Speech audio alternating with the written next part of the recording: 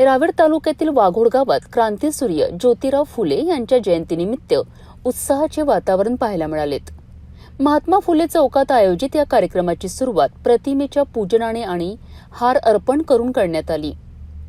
यावेळी प्रमुख वक्ते पंकज बडगुजर यांनी आपल्या भाषणातून सांगितले की महात्मा फुले यांनी आपल्या प्रखर विचारांनी समाजात आमूलाग्र बदल घडवून आणलाय. स्त्री शिक्षण, अस्पृश्यता निवारण आणि शेतकऱ्यांच्या हक्कासाठी दिलेला त्यांचा लढा आजही प्रेरणादायी आहे. कार्यक्रमाच्या अध्यक्षस्थानी अरविंद सुतार उपस्थित होते, तर माळी समाजाचे अध्यक्ष सुनील चौधरी यांनीही आपले विचार मांडलेत. यावेळी एक महत्त्वाची घोषणा देखील करण्यात आली.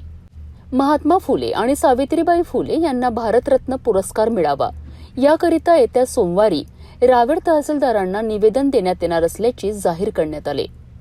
कार्यक्रमात वर्ग तिसरीतील चिमुकल्या विद्यार्थ्यांनीही आपल्या भाषणातून महात्मा फुले यांच्या शिक्षण क्षेत्रातील कार्याचा गौरव केलाय. या कार्यक्रमाला विविध क्षेत्रातील मान्यवरांची उपस्थिती लाभली.